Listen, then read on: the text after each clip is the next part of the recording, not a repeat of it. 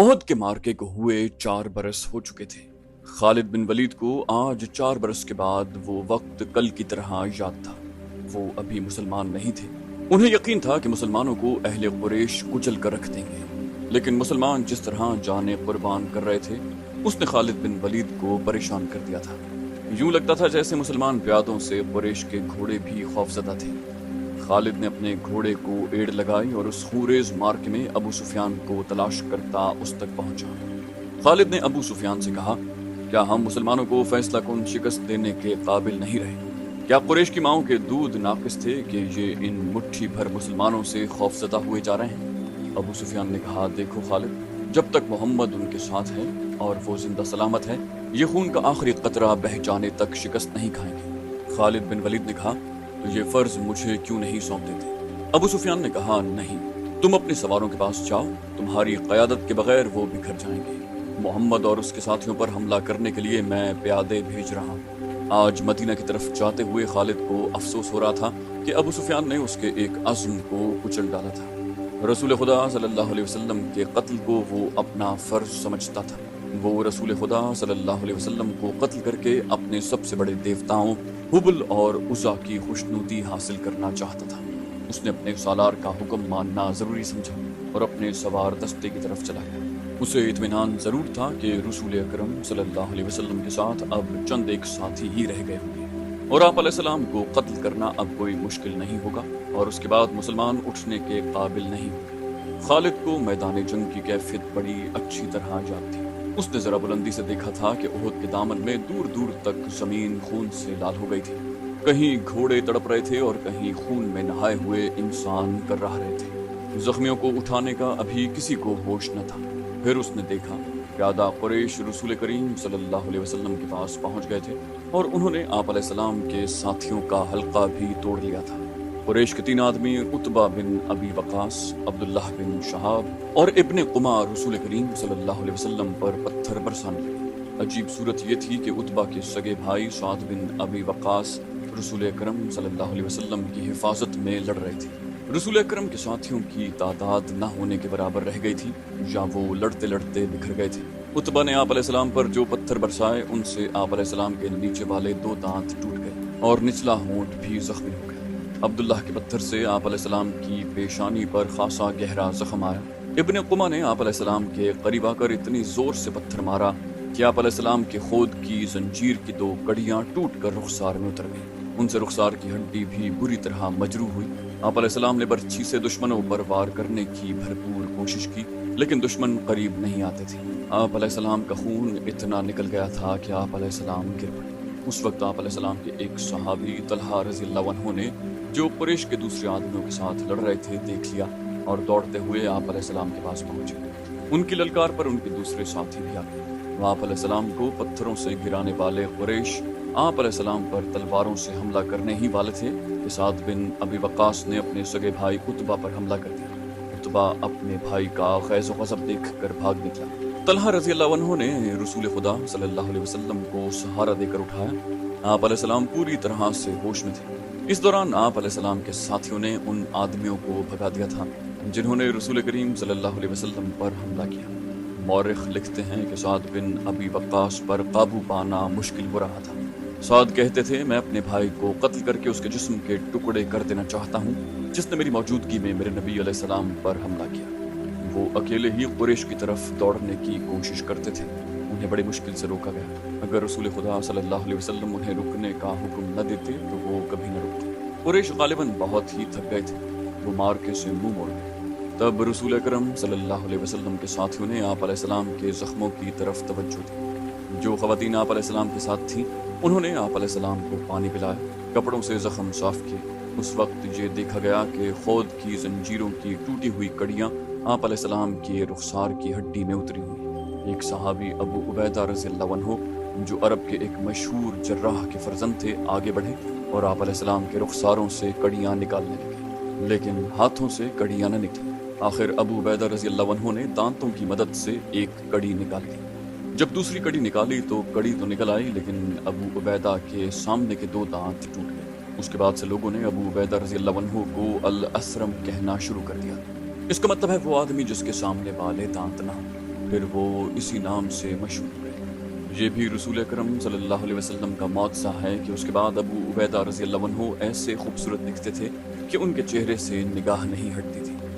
ام ایمن رضی اللہ تعالی عنہا جو رسول اکرم صلی اللہ علیہ وسلم کے بچپن میں آپ علیہ السلام کی دائیہ رہ چکی تھی، آپ علیہ السلام پر جھکی ہوئی تھی۔ اس وقت تک آپ علیہ السلام کی طبیعت سنبھل چکی تھی۔ اچانک ایک تیر ام ایمن رضی اللہ تعالی عنہا کی پیٹھ میں اتر گیا اور اس کے ساتھ ہی دور سے ایک قہقہا سنائی دیا۔ سب نے ادھر دیکھا تو قریش کا ایک آدمی حبان بن الارقا دور کھڑا ہنس رہا تھا، اس کے ہاتھ میں کمان تھی۔ یہ تیر اسی نے چلایا تھا۔ وہ ہنستا ہوا پیچھے کو مڑا۔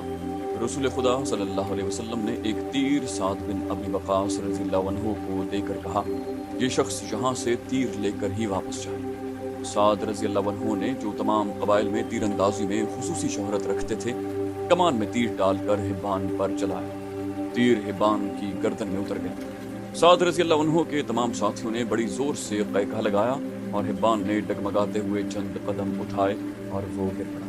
آج خالد بن ولید جب مدینہ کی طرف بڑھتے جا رہے تھے اور احد کی پہاڑی افق سے اوپر ہی اوپر اٹھتی آ رہی تھی، انہیں اپنے کچھ ساتھی یاد آنے لگے۔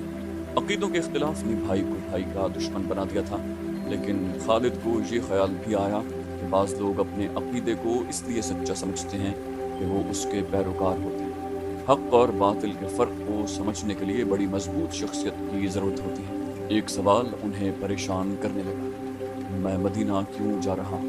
اپنا عقیدہ مدینہ والوں پر ٹھوسنے کے لیے یا ان کا عقیدہ اپنے اوپر مسلط کرنے کے لیے؟ اسے ابو سفیان کی آواز سنائی دی جو ایک ہی روز پرانی تھی۔ کیا یہ سچ ہے کہ تم مدینہ جا رہے ہو؟ کیا تمہاری رگوں میں ولید کا خون سفید ہو گیا ہے؟ صحرا میں جاتے ہوئے ان آوازوں نے کچھ دور تک اس کا تعاقب کیا، پھر وہ اپنے ان دوستوں کی یاد میں کھو گیا جن کے خلاف وہ لڑا اور جن کا خون ان کے سامنے بہہ گیا۔ ان میں ایک مصعب بن عمیر رضی اللہ عنہ بھی تھے۔ قریش جو مارکے سے منہ موڑ گئے تھے، کچھ دور ہی پہنچے تھے کہ خالد نے اپنے گھوڑے کو ایڑ لگائی اور ابو سفیان کو جا پکڑا۔ اس نے ابو سفیان سے پوچھا، تم لوگ جنگ کو ادھورا چھوڑ کر کہاں جا رہے ہو؟ مسلمانوں کا دم خم ختم ہو چکا ہے۔ ابو سفیان بھی یہی چاہتا تھا کہ یہ مارکا فیصلہ کن نتیجے پر پہنچے۔ قریش کے چند سوار وہیں سے پلٹ آئے۔ خالد دیکھ چکے تھے کہ رسول اکرم صلی اللہ علیہ وسلم کہاں ہے۔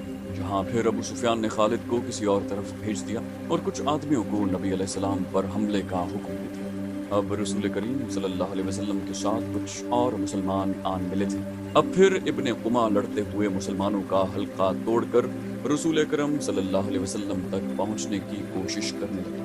اس وقت رسول اکرم صلی اللہ علیہ وسلم کے پاس مصعب بن عمیر کھڑے تھے اور عمارہ اپنے قریب پڑے ہوئے 2-3 زخمیوں کو پانی پلا رہی تھی۔ انہوں نے جب قریش کو ایک بار پھر حملے کے لیے آتے دیکھا تو زخمیوں سے ہٹ کر انہوں نے ایک زخمی کی تلوار اٹھا لی اور قریش کے مقابلے میں ڈٹ گئے۔ قریش کا سب سے پہلا سوار جو ان کے قریب آیا اس تک وہ نہیں پہنچ سکتی تھی، اس لیے انہوں نے تلوار سے اس کے گھوڑے پر ایسا وار کیا کہ گھوڑا گر پڑا۔ سوار گھوڑے کے دوسری طرف گرا۔ عمارہ رضی اللہ عنہا نے گھوڑے کے اوپر سے کود کر قریش کے اس آدمی پر وار کیا اور اسے زخمی کر دیا۔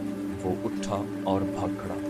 مصعب بن عمیر کا قد اور شکل و صورت بھی رسول کریم صلی اللہ علیہ وسلم کے ساتھ نمایاں مشابہت رکھتی تھی۔ ابن قمع مصعب رضی اللہ عنہ کو رسول خدا سمجھ کر ان پر حملہ آور ہوئے۔ مصعب رضی اللہ عنہ تیار تھے، انہوں نے ابن قمع کا مقابلہ کیا، پھر دونوں میں تیغ زنی ہوئی، لیکن ابن قمع کا ایک بار مصعب رضی اللہ عنہ پر ایسا بھرپور پڑا کہ وہ گرے اور شہید ہوئے۔ مصعب بن عمیر بہت لاڈوں میں پلے نوجوان تھے، لیکن تدفین کے وقت ان کا کفن بھی ادھورا تھا۔ عمارہ نے مصعب کو گرتے دیکھا، غیظ و غضب سے ابن قمع پر تلوار کا وار کیا، لیکن ابن قمع نے زرہ پہن رکھی تھی اور وار کرنے والی ایک عورت تھی، اس لیے ابن قمع کو کوئی زخم نہ آیا۔ ابن قمع نے عمارہ رضی اللہ عنہ کے کندھے پر بھرپور وار کیا، جس سے وہ شدید زخمی ہو کر گر پڑی۔ اس وقت رسول کریم صلی اللہ علیہ وسلم جو قریب ہی تھے ابن قمع کی طرف بڑھے، لیکن ابن قمع نے پینترا بدل کر آپ علیہ السلام پر ایسا وار کیا جو آپ علیہ السلام کے خود پر پڑا۔ تلوار خود سے پھسل کر آپ علیہ السلام کے کندھے پر لگی۔ آپ علیہ السلام کے بالکل پیچھے ایک گڑھا تھا۔ آپ علیہ السلام زخم کھا کر پیچھے ہٹے اور گڑھے میں گر پڑے۔ ابن قمع نے پیچھے ہٹ کر گلا پھاڑ کر کہا، میں نے محمد کو قتل کر دیا۔ وہ یہی نعرے لگاتا میدان جنگ میں گھوم گیا۔ اس کی آواز قریش نے بھی سنی اور مسلمانوں نے بھی۔ قریش کو تو خوش ہونا ہی تھا، مسلمانوں پر اس کا بڑا تباہ کن اثر ہوا۔ وہ حوصلہ ہار بیٹھے اور احد کی پہاڑی کی طرف پسپا ہونے لگے۔ بھاگتے ہوئے مسلمانوں کو ایک للکار سنائی دی، اپنے نبی کے شیدائیوں، اگر نبی علیہ السلام نہ رہے تو لعنت ہے ہم پر کہ ہم بھی زندہ رہیں۔ تم کیسے شیدائی ہو کہ نبی کریم صلی اللہ علیہ وسلم کی شہادت کے ساتھ ہی تم موت کے ڈر سے بھاگ رہے ہو؟ مسلمان رک گئے۔ اس للکار نے انہیں آگ بگولا کر دیا۔ وہ پیادہ تھے لیکن انہوں نے قریش کے گھڑ سواروں پر حملہ کر دیا۔ یہ حملہ خالد اور اکرمہ کے گھڑ سواروں پر ہوا تھا۔ خالد بن ولید کو آج یاد آ رہا تھا کہ اس کے ہاتھوں کتنے ہی مسلمانوں کا خون بہہ گیا تھا۔ ان میں ایک رفاعہ بن وقش بھی تھے۔ خالد بن ولید کے دل میں درد کی ایک ٹیس اٹھی۔ انہیں کچھ ایسا احساس ہونے لگا جیسے وہ بے مقصد خون بہاتے رہیں، لیکن اس وقت وہ مسلمانوں کو اپنا بدترین دشمن سمجھتے تھے۔ اب مسلمانوں کا دم خم ٹوٹ چکا تھا۔ پیادے گھڑ سواروں کا مقابلہ کب تک کرتے؟ وہ مجبور ہو کر پہاڑی کی طرف پسپا ہونے لگے۔ رسول اکرم صلی اللہ علیہ وسلم بھی اپنے ساتھیوں کے ساتھ ایک تنگ سی وادی کی طرف جا رہے تھے۔ جس طرح مسلمانوں نے فتح کی خوشی میں اپنا مورچہ چھوڑ دیا تھا اور جنگ کا پانسا اپنے خلاف پلٹ لیا تھا، اسی طرح اب قریش کے آدمی مسلمانوں کی لاشوں پر اور تڑپتے ہوئے زخمیوں پر مال غنیمت اکٹھا کرنے کے لیے ٹوٹ پڑے۔ ان میں سے کچھ قریش رسول کریم صلی اللہ علیہ وسلم کے تعاقب میں بھی چلے گئے، لیکن آپ علیہ السلام کے ساتھیوں نے ان پر ایسی بے جگری سے حلہ بولا کہ ان میں سے زیادہ تر قریش کو جان سے مار ڈالا، اور جو بچ گئے وہ بھاگ گئے۔ رسول اکرم صلی اللہ علیہ وسلم ایک بلند جگہ پہنچے۔ آپ علیہ السلام نے وہاں سے صورتحال کا جائزہ لیا۔ آپ علیہ السلام کے 30 صحابہ میں سے 16 شہید ہو چکے تھے، جو 14 زندہ تھے ان میں زیادہ تر زخمی۔ آپ علیہ السلام نے بلندی سے میدان جنگ کا جائزہ لیا۔ آپ کو کوئی مسلمان نظر نہیں آ رہا تھا۔ مسلمان یہ سمجھ کر کہ رسول اکرم نعوذ باللہ شہید ہو چکے ہیں، سخت مایوسی کے عالم میں ادھر ادھر بکھر گئے۔ کچھ واپس مدینہ چلے گئے، کچھ قریش کے انتقام سے بچنے کے لیے پہاڑی کے اندر موجود تھے، جہاں رسول خدا صلی اللہ علیہ وسلم کو اپنے زخموں کی طرف توجہ دینے کی فرصت ملی۔ آپ علیہ السلام کی بیٹی حضرت فاطمہ رضی اللہ تعالی عنہا، جو آپ علیہ السلام کو ہر طرف تلاش کر کر کے تھک چکی تھی، آپ علیہ السلام کے پاس آ پہنچی تھی۔ قریب ہی ایک چشمہ تھا۔ حضرت علی رضی اللہ عنہ وہاں سے کسی چیز میں پانی لائے اور آپ علیہ السلام کو پلایا۔ حضرت فاطمہ رضی اللہ عنہا آپ کے زخم دھونے لگی۔ وہ سسک سسک کر رو رہی تھی۔ خالد بن ولید کو آج یاد آ رہا تھا کہ رسول کریم صلی اللہ علیہ وسلم کی شہادت کی خبر نے انہیں کیسا روحانی سا اطمینان دیا تھا، لیکن ایک للکار نے انہیں چونکا دیا۔ وادی میں للکار کی گونج بڑی دور تک سنائی دے رہی تھی۔ کوئی بڑی ہی بلند آواز میں کہہ رہا تھا، مسلمانوں خوشیاں مناؤ، ہمارے نبی علیہ السلام زندہ اور سلامت ہیں۔ اس للکار پر خالد کو ہنسی بھی آئی تھی اور افسوس بھی ہوا تھا۔ اس نے اپنے آپ سے کہا تھا کہ کوئی مسلمان پاگل ہو گیا ہے۔ ہوا یوں تھا کہ جس طرح مسلمان اکا دکا ادھر ادھر بکھر گئے تھے یا چھپ گئے تھے، اسی طرح کعب بن مالک رضی اللہ عنہ نام کا ایک مسلمان ادھر ادھر گھومتا پہاڑی کے اس مقام کی طرف چلا گیا جہاں رسول اکرم سستا رہے تھے۔ اس نے نبی کریم صلی اللہ علیہ وسلم کو دیکھا تو اس نے جذبات کی شدت سے نعرہ لگایا، ہمارے نبی علیہ السلام زندہ ہیں۔ تمام مسلمان جو اکیلے اکیلے یا دو دو چار چار کی ٹولیوں میں ادھر ادھر بکھر گئے تھے، اس آواز پر دوڑ کر آئے۔ حضرت عمر رضی اللہ عنہ بھی اسی آواز پر رسول خدا صلی اللہ علیہ وسلم تک پہنچے تھے۔ اس سے پہلے ابو سفیان میدان جنگ میں پڑی ہوئی ہر ایک لاش کو دیکھتا پھر رہا تھا۔ وہ رسول کریم صلی اللہ علیہ وسلم کا جسد مبارک تلاش کر رہا تھا۔ اسے قریش کا جو بھی آدمی ملتا وہ اس سے پوچھتا، تم نے محمد کی لاش نہیں دیکھی؟ اسی تلاش میں خالد بن ولید اس کے سامنے آ گیا۔ ابو سفیان نے پوچھا، خالد تم نے محمد کی لاش نہیں دیکھی؟ خالد بن ولید نے جواب دیا، نہیں، اور ابو سفیان کی طرف ذرا جھک کر پوچھا، کیا تمہیں یقین ہے کہ محمد قتل ہو چکا ہے؟ ابو سفیان نے جواب دیا، ہاں، وہ ہم سے بچ کر کہاں جا سکتا ہے، تمہیں شک ہے؟ خالد بن ولید نے جواب دیا، ہاں ابو سفیان، میں اس وقت تک شک میں رہتا ہوں جب تک کہ اپنی آنکھوں سے نہ دیکھ لوں۔ محمد اتنی آسانی سے قتل ہو جانے والا شخص نہیں۔ ابو سفیان نے تکبر کے لہجے میں کہا، معلوم ہوتا ہے تم پر اس کا طلسم طاری ہو گیا ہے۔ کیا محمد ہم میں سے نہیں تھا؟ کیا تم اسے نہیں جانتے؟ جو شخص اتنی قتل و غارت کا ذمہ دار ہے، ایک روز اسے بھی قتل ہونا ہے۔ وہ قتل ہو چکا ہے، جاؤ اور دیکھو اس کی لاش کو پہچانو، ہم اس کا سر کاٹ کر مکہ لے جائیں گے۔ این اسی وقت پہاڑی میں سے کعب بن مالک رضی اللہ عنہ کی للکار گرجی، مسلمانوں خوشیاں مناؤ، ہمارے نبی علیہ السلام زندہ سلامت ہیں۔ پھر یہ آواز بجلی کی کڑک کی طرح گرجتی کڑکتی وادی اور میدان میں گھومتی پھرتی رہی۔ خالد نے کہا، سن لیا ابو سفیان، اب میں تمہیں بتاتا ہوں کہ محمد کہاں ہے۔ میں اس پر حملہ کرنے جا رہا ہوں، لیکن میں تمہیں یقین نہیں دلا سکتا کہ میں محمد کو قتل کر کے آؤں گا۔ کچھ دیر پہلے خالد بن ولید نے رسول کریم صلی اللہ علیہ وسلم اور ان کے ساتھیوں کو پہاڑی کے اندر جاتے دیکھا تھا، لیکن وہ بہت دور تھے۔ خالد ہار ماننے والا اور اپنے ارادے کو ادھورا چھوڑنے والا آدمی نہیں تھا۔ اس نے اپنے چند ایک سواروں کو ساتھ لیا اور پہاڑی کے اس مقام کی طرف بڑھنے لگا جدھر اس نے رسول کریم صلی اللہ علیہ وسلم کو جاتے دیکھا تھا۔ مشہور مورخ ابن ہشام کی تحریر سے پتہ چلتا ہے کہ رسول کریم صلی اللہ علیہ وسلم نے جب خالد کو اپنے سواروں کے ساتھ اس گھاٹی پر چڑھتے دیکھا جہاں آپ علیہ السلام تھے، تو آپ علیہ السلام کے منہ سے بے ساختہ دعا نکلی، خدا ذوالجلال انہیں اس وقت وہیں کہیں روک لے۔ خالد اپنے سواروں کے ساتھ گھاٹی چڑھتا جا رہا تھا۔ وہ ایک درہ سا تھا جو تنگ ہوتا چلا جا رہا تھا۔ گھوڑوں کو ایک قطار میں ہونا پڑا۔ رسول کریم صلی اللہ علیہ وسلم زخموں سے چور تھے۔